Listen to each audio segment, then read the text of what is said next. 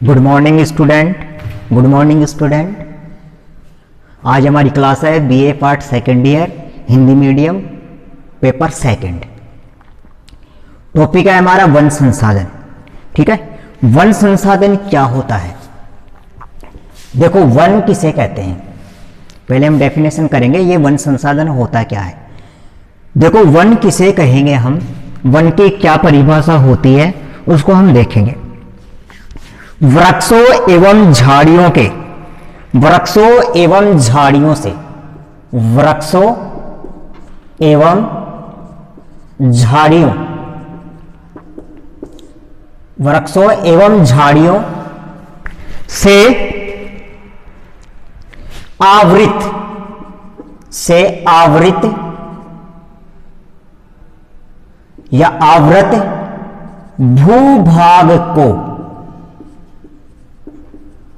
One कहते हैं। वृक्षों एवं झाड़ियों से आवृत भूभाग को क्या कहते हैं? वन कहते हैं। जिस भौगोलिक प्रदेश में या जिस स्थान पर, अब वो स्थान कैसा होना चाहिए? विस्तृत भूभाग, विस्तृत भूभाग होना चाहिए। भूभाग पर यदि वृक्षों एवं झाड़ियों की अधिकता है तो उसे हम क्या कहेंगे? वन कहेंगे। और यदि इन वनों से मानव की आवश्यकताओं की पूर्ति होती है तो इन्हें कहेंगे संसाधन। संसाधन कहेंगे इनको। मानव की आवश्यकताओं की पूर्ति करें, इन्हें क्या कहेंगे? वन संसाधन। तो वन किसे कहेंगे हम? वृक्षों एवं झाड़ियों से आवृत एक विशाल भूभाग को हम वन कहेंगे। ठीक है, जिसमें किसकी अधिकता होती है? वृक्षों एवं झाड़ियों की। जो किससे आवृत होना चाहिए? वृक्षों एवं झाड़ियों से। कैसा भूभाग होना चाहिए? विस्तृत भूभाग होना चाहिए। उन्हें ही हम क्या कहते हैं? वन कहते हैं। ठीक है, अभी इसके अंतर्गत जो वनस्पतियां होती हैं वो दो प्रकार की होती है। एक तो प्राकृतिक और एक मानव द्वारा निर्मित या मानव द्वारा उत्पन्न की गई वनस्पति। दो प्रकार की होती है। एक तो मानव द्वारा वन लगाए जाते हैं और एक प्रकृति द्वारा प्रदत्त हमें वन प्राप्त होते हैं। देखो, जो पादप स्वतः ही प्रकृति के अंतर्गत विकसित होता है, स्वतः यानी अपने आप, उस वनस्पति को हम क्या कहते हैं? प्राकृतिक वनस्पति कहते हैं। जिसमें मानव का कोई भी हस्तक्षेप नहीं होता। न तो मानव इनको पानी पिलाता है, न इनमें उर्वरक खाद देता है। मानव का इसमें कोई भी हस्तक्षेप नहीं होता। जो स्वतंत्र रूप से विकसित हो, जो वनस्पति स्वतंत्र रूप से विकसित होती है उसे हम प्राकृतिक वनस्पति कहते हैं।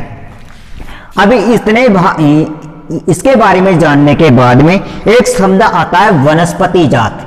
वनस्पति जात। अब ये वनस्पति जात जो शब्द है इसकी परिभाषा क्या होती है? देखो, किसी भौगोलिक प्रदेश में किसी समय विशेष से, किसी भौगोलिक प्रदेश में किसी समय विशेष से, ये देखो कि कोई भी भौगोलिक प्रदेश है, किसी भौगोलिक प्रदेश में और कोई समय विशेष हो जिनमें पेड़ पौधे और वनस्पति और झाड़ियां हो, वनस्पति या झाड़ियां हो, उन्हें हम क्या कहते हैं? वनस्पति जात कहते हैं। किसी भी निश्चित भौगोलिक प्रदेश में समय विशेष के अनुसार उत्पन्न होने वाली वनस्पति और झाड़ियों को वनस्पति जात कहते हैं। क्या कहते हैं उन्हें? वनस्पति जात कहते हैं। वनस्पति जात के बाद में एक नया शब्द और आता है, दूसरा शब्द। यह है पहला। दूसरा शब्द आता है वनस्पति। अब वनस्पति शब्द की डेफिनेशन क्या होगी? अर्थ क्या होगा? पेड़ पौधे की जाति विशेष, पेड़ पौधों की जाति विशेष, जैसे छोटे वृक्ष, बड़े वृक्ष, बेल, सूक्ष्म कार्क, लाइकेन आदि विशिष्ट समूहों को वनस्पति कहते हैं। पेड़ पौधों की जाति विशेष, जिसमें छोटे पेड़ हो चाहे बेल हो चाहे बड़े पेड़ हो, उनके विशिष्ट समूहों को, उनके क्या हो, विशिष्ट समूह हो, उनको हम क्या कहते हैं, वनस्पति कहते हैं। क्या कहते हैं उनको, वनस्पति कहते हैं, जिसमें झाड़ियां आती हैं, घास आती है आदि। ठीक है, देखो तीन शब्द है हमारे पास, एक तो है वन, एक है वनस्पति जात, और तीसरा क्या है, वनस्पति। देखो वन किसे कहते हैं, दोबारा समझने की कोशिश करना। वृक्षों एवं झाड़ियों से आवृत विस्तृत भूभाग को वन कहते हैं। दोबारा सुनना, वृक्षों एवं झाड़ियों से आवृत विस्तृत भूभाग को क्या कहते हैं, हम वन कहते हैं। ठीक, नंबर 2 पॉइंट, वनस्पति जात किसी भी निश्चित भौगोलिक क्षेत्र में समय विशेष के अनुसार वनस्पतियों एवं झाड़ियों का विकास होना, उन्हें हम क्या कहते हैं, वनस्पति जात कहते हैं। ठीक है, नंबर 3 पॉइंट पे आता है वनस्पति, पेड़ पौधों की जाति विशेष, जैसे छोटे पेड़, बड़े पेड़, लाइकेन हुई, झाड़ियां हुई, घास हुई, के विशिष्ट समूह को क्या कहते हैं, वनस्पति कहते हैं। विशिष्ट समूह के अंतर्गत आते हैं घास मान लो, पेड़ पौधे मान लो, लाइकेन मान लो, या शैवाल मान लो आदि। इनके अंतर्गत आने वाले, अब ये क्या है, विशिष्ट समूह को वनस्पति कहते हैं। ठीक है, इतना हमारा ये 3 शब्द हमारे क्लियर होते हैं। इसके बाद में हम पढ़ते हैं प्राकृतिक वनस्पति की संरचना एवं स्वरूप। जो प्राकृतिक वनस्पति पाई जाती है उसकी संरचना और स्वरूप कैसा है, उसके बारे में हम पढ़ेंगे। देखिए आगे बात करते हैं हम प्राकृतिक वनस्पति।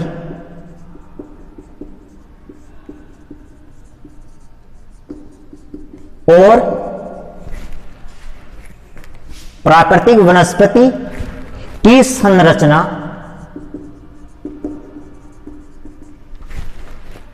एवं स्वरूप।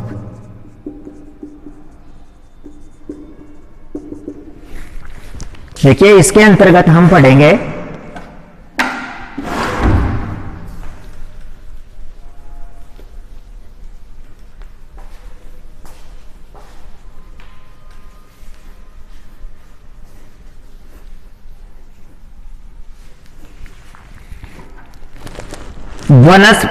प्राकृतिक वनस्पति विकास पारिस्थितिकी तंत्र के अंतर्गत होता है।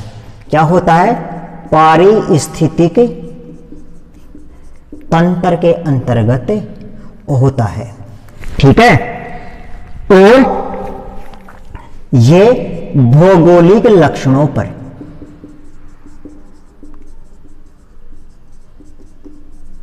पर निर्भर करता है।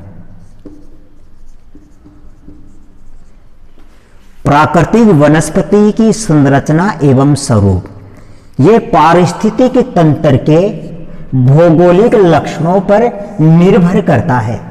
जो प्राकृतिक वनस्पति की जो संरचना और स्वरूप होता है वो पारिस्थितिकी तंत्र तथा भौगोलिक लक्षणों पर निर्भर करता है।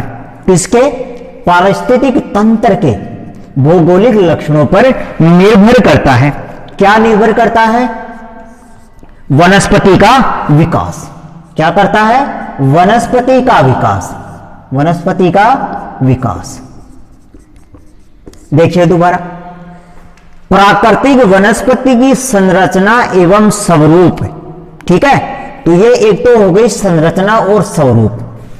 देखिए नीचे, वनस्पति का विकास, कोई भी वनस्पति हो, वनस्पति का विकास पारिस्थितिक तंत्र के भौगोलिक लक्षणों पर निर्भर करता है। किस पे निर्भर करता है, वनस्पति का विकास पारिस्थितिकी तंत्र के भौगोलिक लक्षणों पर, इसका लक्षणों पर निर्भर करता है। इस पे धरातलीय उच्चावच, धरातलीय उच्चावच, ठीक है। दूसरा है जलवायु,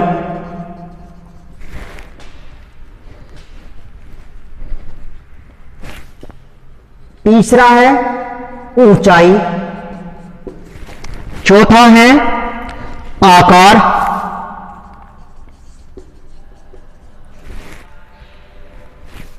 पांचवा है भौतिक स्वरूप,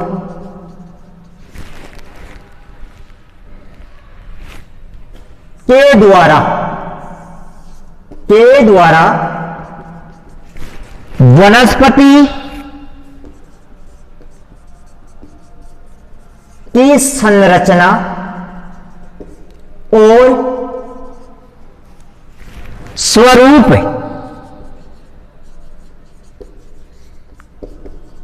भिन्नता आती है। समझने की कोशिश करना, जो प्राकृतिक जो वनस्पति है उसकी संरचना एवं स्वरूप, ये हमारा टॉपिक है। अब जो प्राकृतिक जो वनस्पति है उसका विकास पारिस्थितिकी तंत्र के भौगोलिक लक्षणों पर निर्भर करता है। मान लो किसी भी क्षेत्र में कोई भी वनस्पति पाई जाती है तो उसका विकास किस पर निर्भर करेगा कि उस क्षेत्र में जो पारिस्थितिकी तंत्र विकसित हुआ है उसके भौगोलिक लक्षणों पर निर्भर करता है। अब भौगोलिक लक्षणों में क्या क्या आते हैं कि उस क्षेत्र की जलवायु कैसी है, उसका उच्चावची है यानी कि वहां पे पर्वत है, पठार है, मैदान है या तटीय मैदान है, कैसे हैं, वहां की ऊंचाई कि समुद्र तल से ऊंचाई कितनी है, ठीक है। उसका आकार, आकार का मतलब है वो आयताकार है या त्रिकोणाकार है या वो कठोर है या नरम वाली चट्टाने हैं, या उसके भौतिक स्वरूप यानी कि कोमल है या कठोर है, कि वनस्पति की संरचना के द्वारा वनस्पति की संरचना और स्वरूप में भिन्नता आती है। यदि ये तत्व यदि वहां के भौगोलिक क्षेत्र में ये लक्षण यदि पाए जाते हैं तो अंतर किसमें आएगा, प्राकृतिक वनस्पति की संरचना और स्वरूप में अंतर अपने आप ही आ जाएगा। मान लो किसी क्षेत्र में यदि मैदान है तो वहां पे अलग प्रकार की वनस्पति विकसित होगी, यदि किसी क्षेत्र में समुद्र तटीय क्षेत्र है, स्थान है, तो वहां पे अलग प्रकार की वनस्पति विकसित होगी। यदि किसी क्षेत्र में यदि हिम गिरती है, बर्फ गिरती है, तो उस क्षेत्र में अलग प्रकार की वनस्पति का विकास होगा। अर्थात हम कह सकते हैं कि विभिन्न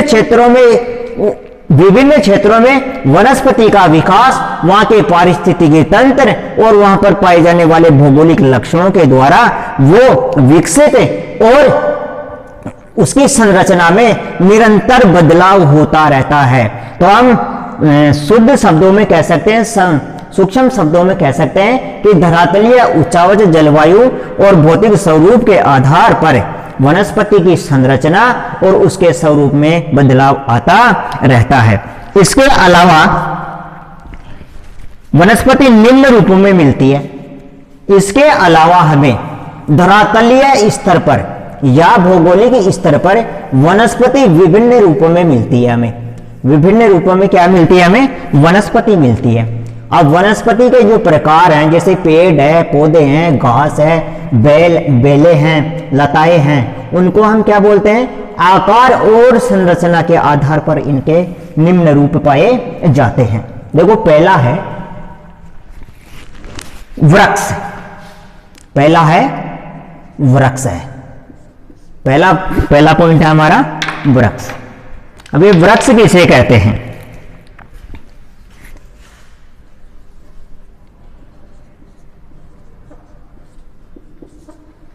पहला है वृक्ष।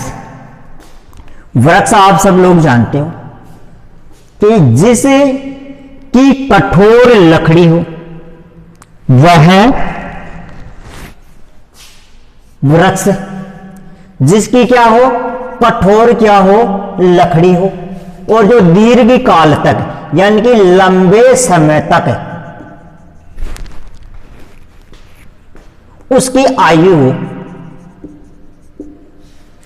जिसकी कठोर तो लकड़ी हो और वो लंबे समय तक जीवित रहे या लंबे समय तक उसका विकास होता रहे, उन पौधों को वृक्ष कहते हैं।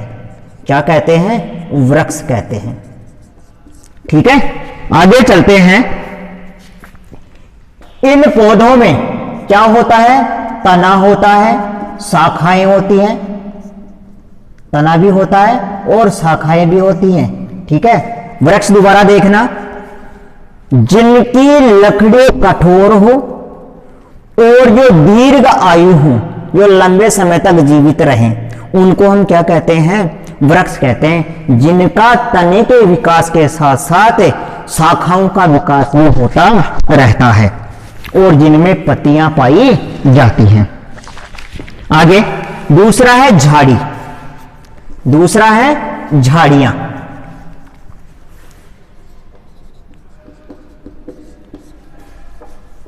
दूसरा है झाड़ी।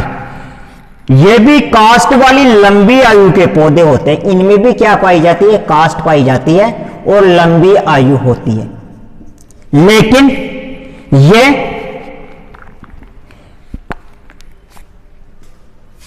कम ऊंचाई वाले होते हैं, कम ऊंचाई वाले होते हैं, जिनका तना अधिक विकसित नहीं होता और धरातल से कुछ ऊंचाई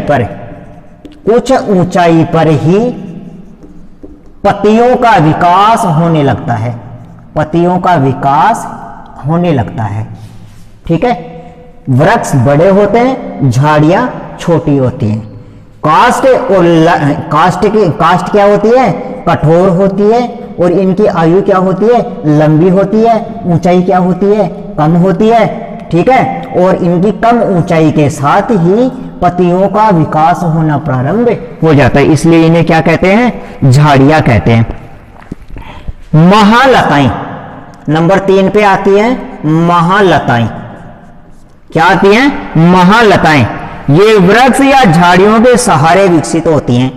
ये वृक्ष तथा झाड़ियों के सहारे विकसित होती हैं। किसके सहारे? बड़े बड़े जो वृक्ष होते हैं और जो झाड़ियां होती हैं, इनके तनों के सहारे शाखाओं में ये विकसित होती हैं। जैसे चमेली,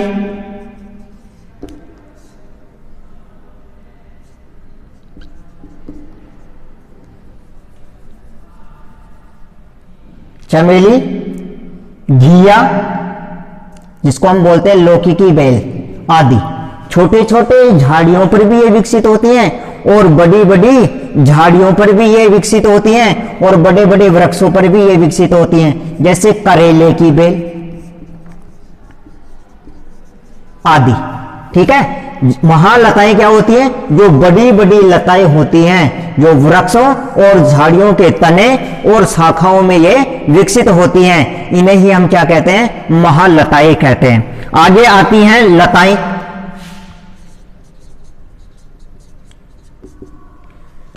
जो दूसरे पौधों पर विकसित हो, उन्हें हम लताएं कहते हैं। जो छोटी होती हैं लेकिन दूसरे जो छोटे छोटे पौधे होते हैं उन पर ये विकसित होती हैं, इन्हें हम क्या कहते हैं? लताएं कहते हैं। नंबर 5 तृण।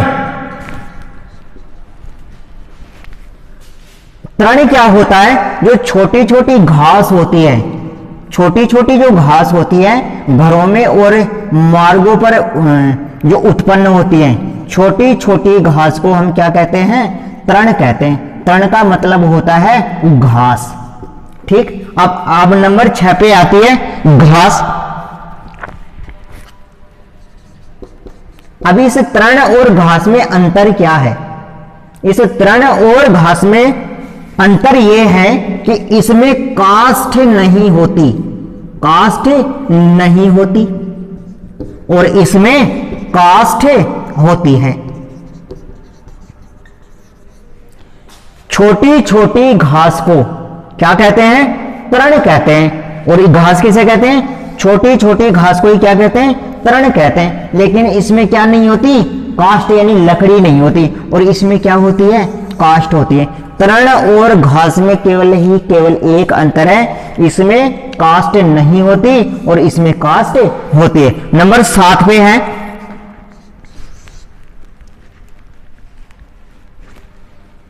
लाइकेन। किसी भी जगह यानी सतह के पास में, सतह के समीप शैवाल के रूप में पाई जाने वाली घास को, शैवाल के रूप में पाए जाने वाली घास को हम क्या कहते हैं, लाइकेन कहते हैं। शैवाल के रूप में पाई जाने वाली काष्ठ विहीन घास को क्या कहते हैं, शैवाल कहते हैं। शैवाल में भी क्या नहीं आती, काष्ठ नहीं आती, केवल और केवल काष्ठ आती है घास के अंतर्गत। शैवाल में भी काष्ठ नहीं आती, तृण में भी घास नहीं आती। जो हरे शैवाल होते हैं, शैवाल, उनको ही क्या कहते हैं, लाइकेन, जो सतह के ऊपर उत्पन्न होती हैं, विकसित होती हैं। ठीक है, शैवाल के रूप। तो क्या क्या है, प्राकृतिक वनस्पति के अंतर्गत वृक्ष आते हैं, झाड़ी आती है, मान लताएं आती है, तृण आती है, घास आता है और लाइकेन आता है। इन्हें हम क्या कहते हैं, संरचना एवं स्वरूप के आधार पर इनके रूपों का निर्माण किया गया है। संरचना एवं स्वरूप के आधार पर वनस्पति निम्न रूपों में मिलती है। कौन कौन से रूप हो गए, प्राकृतिक वनस्पति की संरचना एवं स्वरूप के अंतर्गत जो वनस्पति पाई जाती है वो इनके रूप में पाई जाती है। इनके रूप में, इनके रूप में पाई जाती है, इनके रूप में पाई जाती है। इनके रूप में जो वनस्पति है वो किनके रूप में पाई जाती है, इनके रूप। इनके अलावा वनस्पति में कुछ भी नहीं आता। सबसे बड़ा आता है वृक्ष, जिसकी ऊंचाई लगभग 60 मीटर ऊंचे वृक्ष होते हैं जो हिमालय क्षेत्र में पाए जाते हैं, जैसे देवदार के वृक्ष। ठीक है, फिर वृक्षों से छोटी आती हैं झाड़ियां। ठीक है, ये क्या होती है, इनमें काष्ठ होती है, इनकी आयु कम होती है, लंबी आयु की नहीं, ज्यादा लंबी आयु की नहीं होती, लेकिन कम ऊंचाई वाले होते हैं। ठीक है, कम ऊंचाई पर ही इनमें पत्तियों का विकास होने लगता है और ये ज्यादातर कांटे वाली होती हैं। झाड़ियां कैसे होती हैं, कांटेदार होती हैं, जैसे मरुस्थल में पाई जाने वाली झाड़ियां। अब इन झाड़ियों और वृक्षों के लिपट कर जो लताएं विकसित होती हैं उनको बोलते हैं महालताएं। जो वृक्षों और झाड़ियों के तनों और शाखाओं में लिपट कर ऊपर की ओर गति करती हैं उनको कहते हैं महालताएं।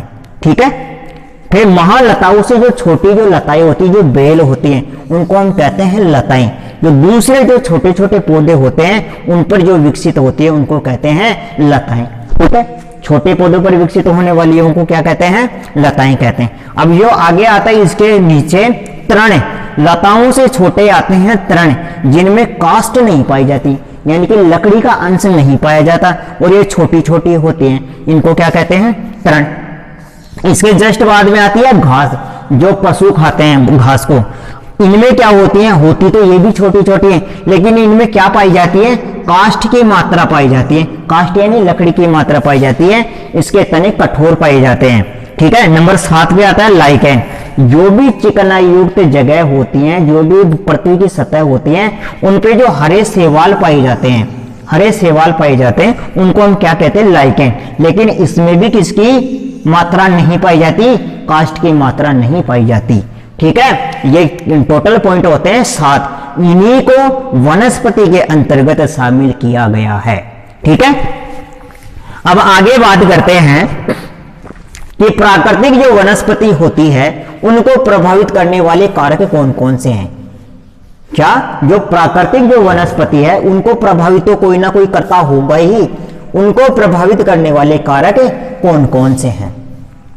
देखो, जो वर्षा होती है, सबसे जो पहला पॉइंट है, मान लो हम अपने हिसाब से ले रहे हैं, सबसे जो पहला पॉइंट है वो ले लेते हैं बरसात।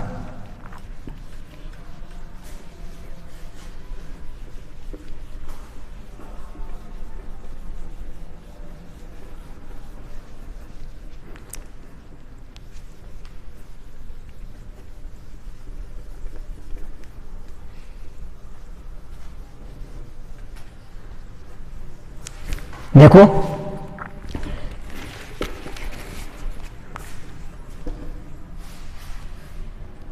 प्राकृतिक वनस्पति को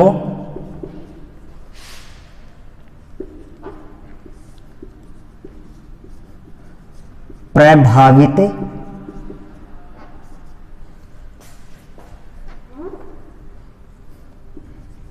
करने वाले कारक। नंबर 1 पे है उच्चावच,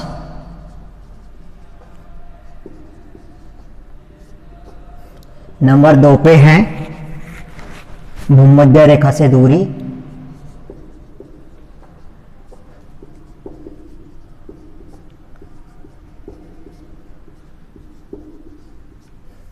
नंबर 3 पे है जलवायु, और जलवायु में पहला है तापमान,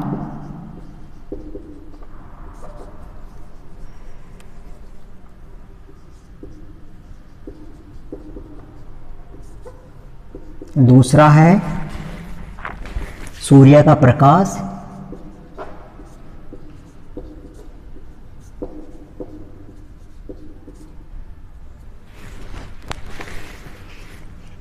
तीसरा है वर्षा,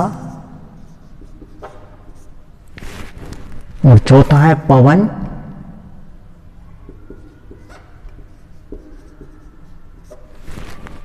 और पांचवा है आर्द्रता।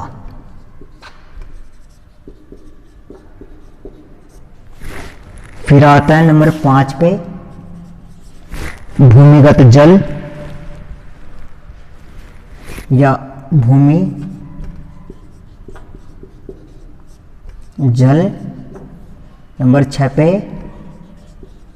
मृदा, नंबर 7 पे समुद्र तल से ऊंचाई, नंबर 4, नंबर 5, नंबर 6 समुद्र तल से ऊंचाई, और नंबर 7 पे है मानवीय बसाव।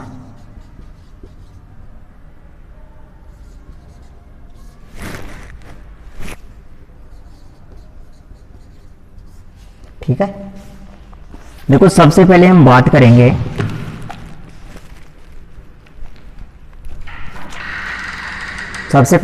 करेंगे उच्चावचीय स्थिति की।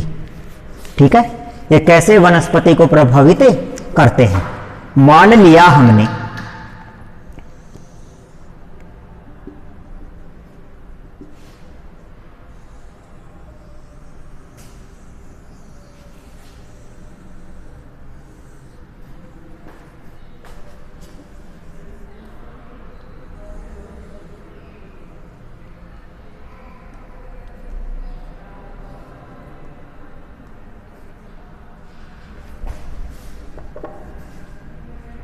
ठीक है,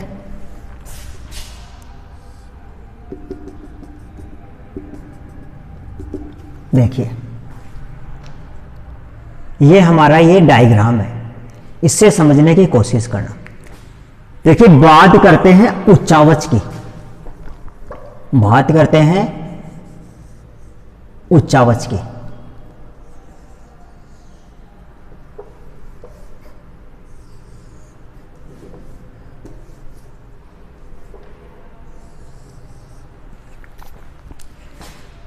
उच्चावच में आते हैं, ये ले लिया मैंने पर्वत, ये मैंने ले लिया पठार, और ये मैंने ले लिया मैदान, और ये मैंने ले ली घाटी। ठीक, जितने भी उच्चावचीय जो निरूपण के जो भी तत्व हैं, जो भी एलिमेंट्स हैं, उनमें पर्वत, पठार और मैदान और घाटियां आती हैं। ठीक है, अब जो उच्चावच है, यदि पठार है और यदि वो पथरीला है तो पथरीले क्षेत्र में वनस्पति का विकास कम होता है। यदि ये पठार मरुस्थलीय है तो यहां पर वनस्पति का विकास कम होगा। ठीक है, यदि ये पठार सिंचाई की दृष्टि से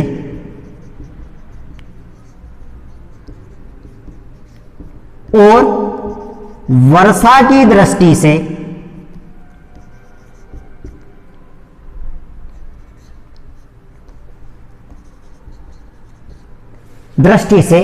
उपयुक्त स्थान पर है तो यहां पर क्या होगा, वनस्पति का विकास स्वतः ही अपने आप ही होना प्रारंभ हो जाएगा। यदि पर्वत पे है तो पर्वत पे जैसे जैसे हम ऊंचाई की ओर जाते हैं, जैसे जैसे हम ऊंचाई की ओर जाते हैं तो वनस्पति का जो आकार है, जो वनस्पति का जो रूप है, उसमें हमें अंतर देखने को मिलता है।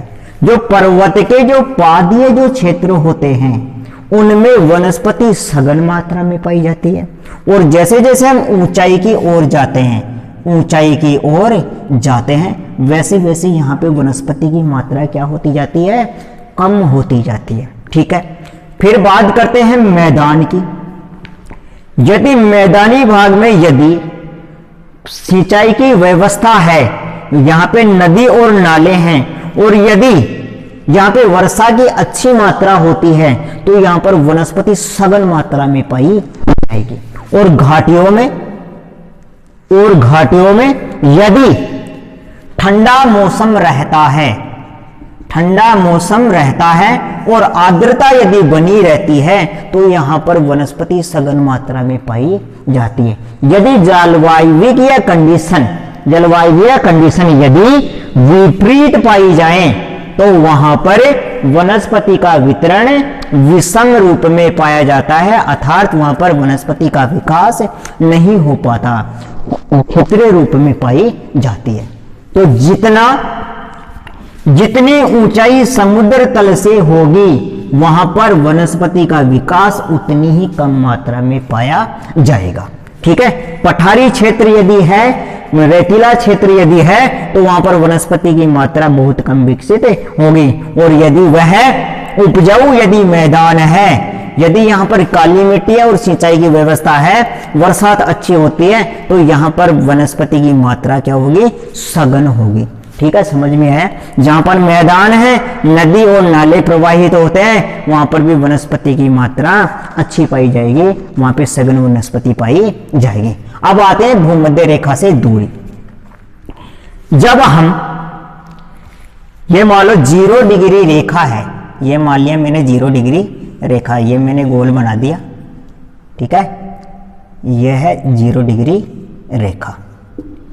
अब यदि इस रेखा से यदि मैं उत्तर की ओर जाऊं और यदि मैं इससे दक्षिण की ओर जाऊं तो जहां पर तापमान अधिक होगा, तापमान हाई होगा, वर्षा भी अधिक होगी, तो वहां पर सर्वाधिक मात्रा के अंदर वनस्पति का विकास होगा। इन्हें कहते हैं भूमध्य सागरीय वन, बिल्कुल सघन मात्रा में पाई जाएंगे, क्योंकि टेम्परेचर के साथ में यहाँ पे क्या होती है, बरसात की मात्रा अधिक होती है। जैसे जैसे हम भूमध्य रेखा से उत्तर की ओर और भूमध्य रेखा से दक्षिण की ओर जाते हैं तो टेम्परेचर में कमी होती रहती है और बरसात में भी कमी होती रहती है। तो ऊपर की ओर जाते हैं तो यहाँ पे वनों की मात्रा कम पाई जाती है, बजाय इस क्षेत्र के, बजाय किस क्षेत्र के, इस क्षेत्र के। तो ये भूमध्य रेखीय जो वन है वो विश्व में सबसे सघन मात्रा में पाए जाते हैं, और ध्रुवों पर वनस्पति की मात्रा नगण्य पाई जाती है। ये दक्षिणी ध्रुव है और यह है उत्तरी ध्रुव। दूसरा है, तीसरा पॉइंट है जलवायु। अब जलवायु में सबसे पहला पॉइंट आता है तापमान। जिस क्षेत्र में तापमान की मात्रा यदि अधिक होती है, यदि तापमान का मान यदि अधिक होता है, उस क्षेत्र में वनस्पति कम पाई जाती है। ठीक है, और वर्षा क्या हो वहां पे कम हो तो वहां पर वनस्पति नहीं पाई जाएगी, पाई तो जाएगी लेकिन बहुत कम मात्रा में पाई जाएगी। जैसे मरुस्थलीय क्षेत्र में पाई जाएगी, क्योंकि यहाँ पे क्या है, टेम्परेचर तो ज्यादा है लेकिन यहाँ पे क्या है, शुष्क जलवायु है, यहाँ पे बरसात की मात्रा कम होती है, इसलिए यहाँ पर क्या पाई जाएगी, वनस्पति कम पाई जाएगी। और यदि यहाँ पे बरसात की मात्रा अधिक हो जाए और मरुस्थल हो तो यहाँ पे वनस्पति का विकास स्वतः ही हो जाएगा। अब यही बात यदि पठारी मरुस्थल की कही जाए, पठारी मरुस्थल की जाए, यहाँ पे तापमान भी अधिक हो और वर्षा कम या अधिक हो तो पठारी क्षेत्र के अंतर्गत भी वनस्पति का विकास बहुत कम विकसित होता है। ठीक है, अब बात करते हैं मैदानों की। यदि मैदानों में यदि टेम्परेचर ज्यादा है लेकिन वहां पे सिंचाई की व्यवस्था है, चाहे वो बरसात के रूप में हो, चाहे वो कृत्रिम रूप में हो, चाहे वो नदियां नालों के रूप में हो, तो उन मैदानों में वनस्पति अधिक मात्रा में विकसित होगी। ठीक है, सूर्य का ताप, पॉइंट नंबर 2, जिस क्षेत्र के अंदर यदि सूर्य ताप की मात्रा अधिक प्राप्त होती है, सूर्य ताप की मात्रा अधिक प्राप्त होती है और वर्षा कम होती है, वहां पर वनस्पति कम विकसित होती है। यदि यहां पर बरसात की मात्रा क्या हो जाए, अधिक हो जाए, तो यहां पर कौन से वन हो जाएंगे, सघन वन हो जाएंगे। तो कहने का तात्पर्य यह है कि सूर्य का प्रकाश जहां पे जितना ज्यादा पड़ेगा वहां पे वनस्पति उत्पन्न होने के अनुमान बहुत ज्यादा होंगे। यदि ध्रुवों पर प्रकाश की मात्रा क्या हो, कम हो और वहां पे बरसात अधिक हो तो क्या वनस्पति उत्पन्न हो सकेगी, नहीं, क्योंकि यहां पर क्या है, टेम्परेचर क्या है, कम है, बरसात भी होगी तो वनस्पति वहां पे उत्पन्न नहीं हो पाएगी, बीज अंकुरित नहीं हो पाएगा। अतः हम कह सकते हैं कि सूर्य का ताप प्लस वर्षा वहां पे हो, कम या अधिक हो, तो यहाँ पे वनस्पति प्रभावित होती है। अब आगे चलते हैं वर्षा। जिन क्षेत्रों में वर्षा अधिक मात्रा में होती है, वहां पे वनस्पति का विकास सर्वाधिक मात्रा में होता है। अब देखो आगे आता है पवन। मान लो कहीं पर बिल्कुल ठंडी हवाएं चलती हैं, बर्फ भरी हवाएं चलती है, तो वहां पे वनस्पति का विकास क्या होगा, कम होगा। मान लो कहीं पर बिल्कुल गर्म हवाएं चलती हैं तो वहां पर भी वनस्पति का विकास क्या होगा, बिल्कुल क्या होगा, कम होगा। लेकिन गर्म हवाओं के साथ में यदि बरसात भी हो तो वहां पर क्या होगा, वनस्पति अधिक विकसित होगी। गर्म हवाओं के साथ में यदि किसी समय में वहां पे यदि बरसात होती है तो वहां पे वनस्पति का विकास होना संभव है। ठीक है, तो वर्षा और पवन भी वनस्पति को प्रभावित करते हैं। गर्म हवाएं चलती हैं कहीं पे और ठंडी हवाएं चलती हैं। तो गर्म हवाएं कहां चलती हैं, मरुस्थलों में चलती हैं। तो मरुस्थलों में चलती हैं तो यहां पर किसका अभाव पाया जाता है, वनस्पति का अभाव पाया जाता है। ठीक है, और ध्रुवीय जो क्षेत्र हैं, ये जो मैंने पृथ्वी बनाई है, ये है नॉर्थ पोल, ये है साउथ पोल और ये है 0 डिग्री अक्षांश रेखा। इन क्षेत्रों में यदि ठंडी हवाएं चलती हैं तो यहां पर वनस्पति का विकास नहीं होगा। ठीक है, आगे चलते हैं। आर्द्रता। जिस क्षेत्र में वहां पर नमी की मात्रा अधिक होती है तो वहां पे स्वाभाविक रूप से क्या होगा, बरसात स्वतः ही होगी। यदि जहां पे आर्द्रता अधिक होगी तो वहां पर क्या होगी, वनस्पति अधिक विकसित होगी। और जहां की वायु में यदि नमी की मात्रा कम है तो वहां पर वनस्पति कम विकसित होगी। ठीक है, आगे चलते हैं। भूमिगत जल। मान लो किसी भूमि का जल स्तर बहुत कम है, मान लो किसी भूमि का भूमिगत स्तर का है, मान लिया देखो ये मान लो भूमि है और इसका जो जल स्तर है वो क्या है, कम है और नीचे गहराई पे है। तो जिन पेड़ पौधों की जड़ें यहीं रुक जाएं, मान लो 30-40 फीट पर ही रुक जाए, तो क्या इन पौधों का विकास हो पाएगा? क्या नहीं। जहां पर भूमिगत जल का अभाव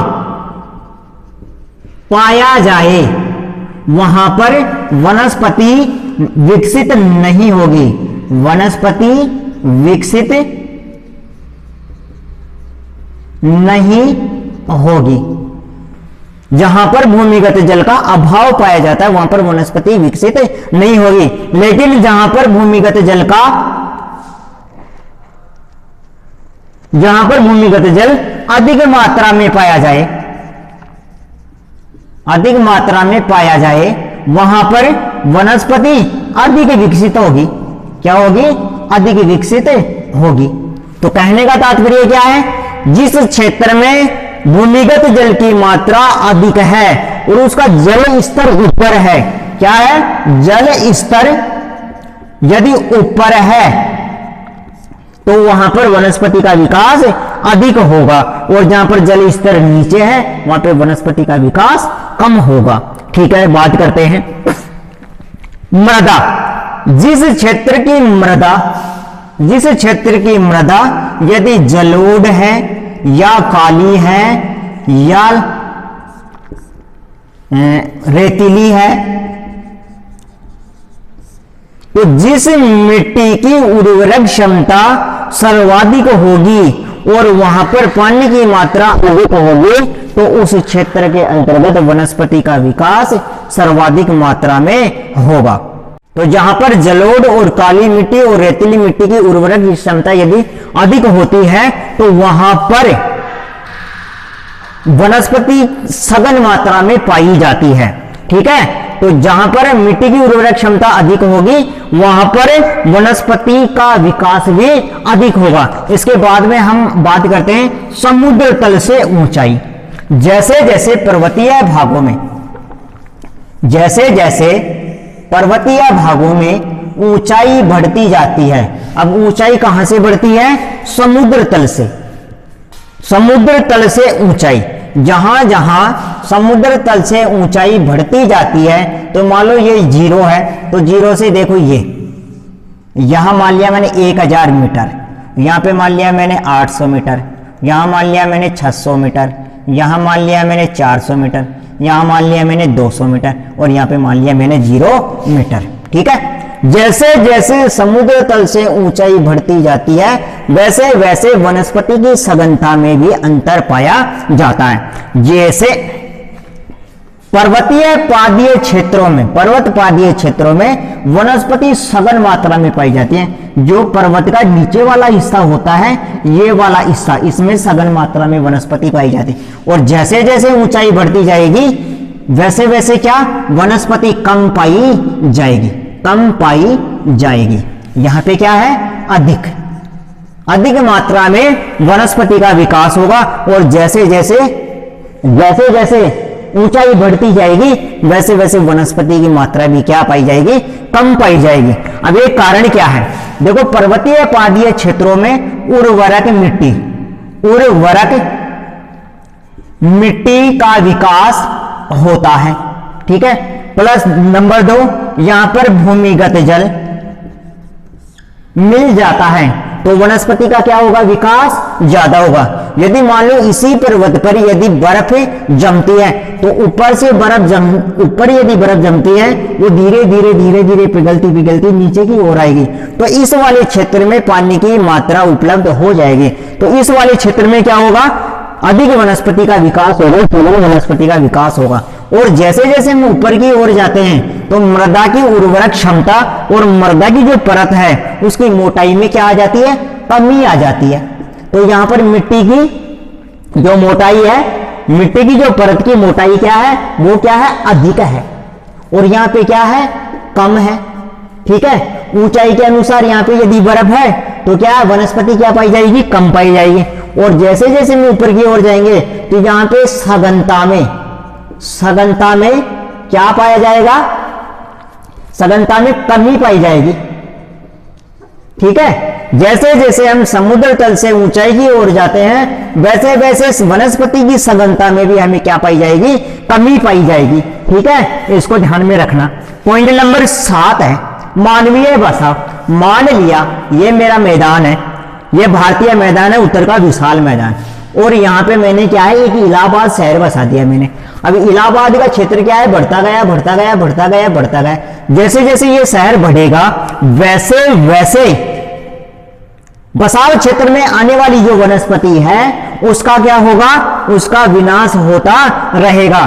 तो कोई भी शहर जब बसता है, कोई भी नदी घाटी में यदि बांधों का निर्माण होता है, यदि कोई राजमार्गों का निर्माण होता है, तो वनस्पति की सघनता को हम कम कर देते हैं। तो ये कौन सा कारक है जो वनस्पति को प्रभावित करता है, ये मानवीय कारक है जो वनस्पति को प्रभावित करता है। यदि मान लिया हम किसी औद्योगिक नगर की स्थापना करना चाहते हैं और बड़ी बड़ी फैक्ट्रियां इस क्षेत्र में विकसित करना चाहते हैं, तो जैसे जैसे इस नगर का विस्तार होगा वैसे वैसे जो ये सघन वनस्पति है इसमें क्या होती जाएगी, कमी होती जाएगी। तो मानव क्या है, इस वनस्पति को बढ़ाने वाला भी है और इस वनस्पति को क्या करने वाला है, कम करने वाला भी है। तो इसका विनाश करने वाला भी है और इसका पालन पोषण करने वाला भी है। तो इसको हम कह सकते हैं मानवीय बसाव। जैसे जैसे मानवीय बसाव बढ़ता जाता है वैसे वैसे भौगोलिक क्षेत्र में विद्यमान वनस्पति की मात्रा में भी कमी होती जाती है। तो प्राकृतिक वनस्पति को प्रभावित करने वाले कारकों में पहला है उच्चावच, पर्वत, पठार और मैदान, ये वनस्पति को प्रभावित करते हैं। पॉइंट नंबर 2, भूमध्य रेखा से दूरी।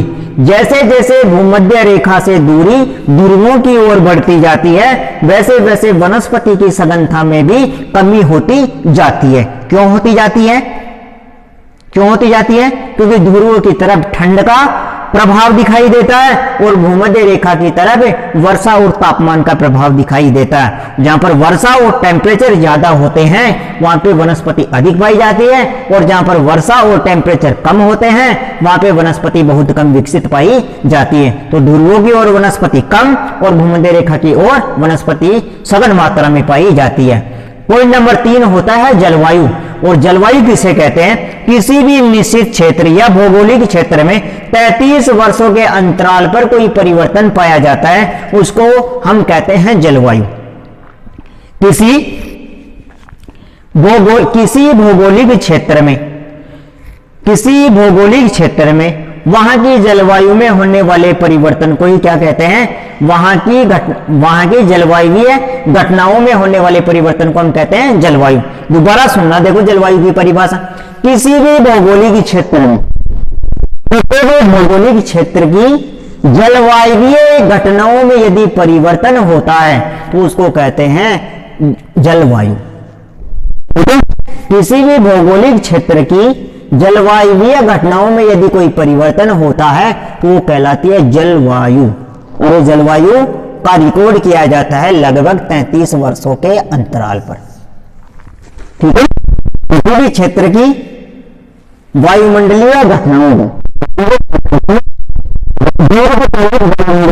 को क्या कहते हैं, जलवायु। दोबारा परिभाषा सुनना, इसकी फेमस परिभाषा है, मेरे द्वारा लिखी है ये।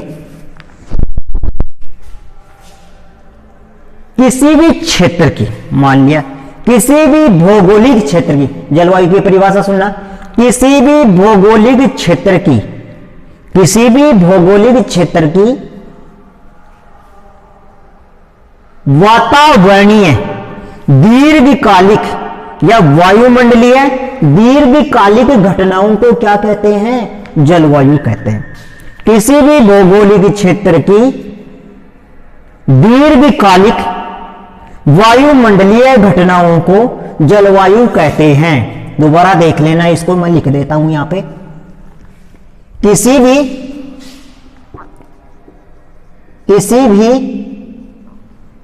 भौगोलिक क्षेत्र की, किसी भी भौगोलिक क्षेत्र में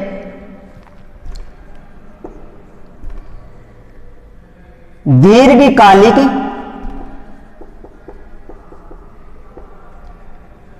वायुमंडलीय घटनाओं को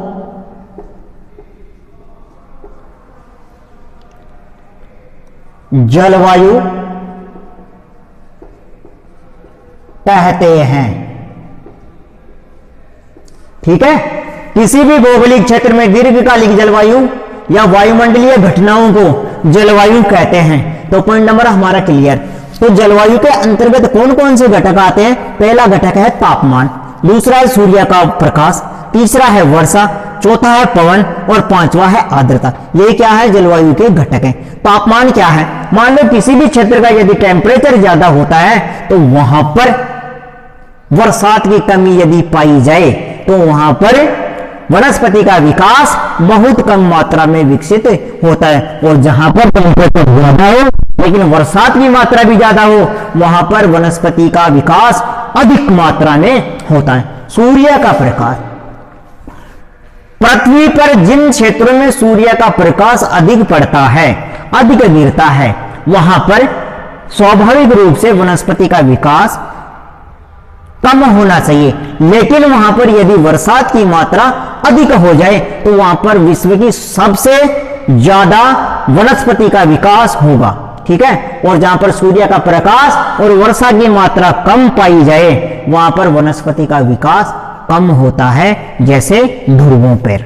ठीक है, फिर वर्षा, जहां पर बरसात की मात्रा अधिक हो वहां पर वनस्पति स्वतः अधिक होगी और जहां पर कम हो वहां पर वनस्पति का विकास कम होगा। पवन, जहां पे गर्म हवाएं चले जैसे मरुस्थल तो वनस्पति का विकास कम होगा, और जहां पे ठंडी हवाएं चले जैसे ध्रुव तो वहां पर भी वनस्पति का विकास कम होगा। ठीक है, लेकिन उन्हीं हवाओं में यदि आर्द्रता की मात्रा ज्यादा हो तो वहां पर वनस्पति का विकास अधिक होगा, और उन्हीं हवाओं में यदि आर्द्रता की मात्रा कम हो तो उन्हीं क्षेत्रों में वनस्पति का विकास कम होगा। इसी तरह जिन क्षेत्रों में भूमिगत जल स्तर यदि ऊंचा है, यदि जिन क्षेत्रों में भूमिगत जल स्तर ऊंचा है वहां पे वनस्पति का विकास अधिक होगा, और जिन क्षेत्रों में भूमिगत जल स्तर निम्न है, नीचा है, तो वहां पे वनस्पति का विकास कम होगा। ऐसे ही प्रकार है मृदा का। अगला प्रकार है मृदा का। जिन क्षेत्रों में मृदा की उर्वरक क्षमता अधिक होती है, जहां पे एलुवियल सोइल अधिक पाई जाती है, जहां पे काली मिट्टी अधिक पाई जाती है, और वहां पे आर्द्रता अधिक हो, वर्षा की मात्रा अधिक हो, तो वहां पर वनस्पति का विकास अधिक होगा। और यदि इसके विपरीत यदि है, मृदा अनुर्वरक है, वर्षा की मात्रा कम है, आर्द्रता की मात्रा कम है, तो वहां पे वनस्पति की मात्रा कम विकसित होगी। फिर आते हैं समुद्र तल से ऊंचाई। जैसे जैसे हम ऊंचाई की तरफ जाते हैं तो टॉप ऊंचाई पर वनस्पति की मात्रा नगण्य पाई जाती है, और जो समुद्र तल से कम ऊंचाई वाले जो स्थान है वहां पर वनस्पति की मात्रा अधिक पाई जाती है। और समुद्र के पास वाले क्षेत्रों में तो स्वतः ही वहां की वनस्पति अधिक विकसित होती है। मानवीय बसा, जिस तरह से मानव उद्योग धंधों, मानवीय बसाव के द्वारा नगरों का विकास कर रहा है, वैसे वैसे ही ये वनस्पति का क्या कर रहा है? क्षरण कर रहा है, उन्मूलन कर रहा है। तो ये मानव है जो वनस्पति को प्रभावित भी करता है और वनस्पति का विकास भी करता है। वनस्पति का विकास कैसे करते हैं? जैसे जंगलों का विकास करना, नर्सरियों का विकास करना, फलों के बाग लगाना, आदि आदि आदि।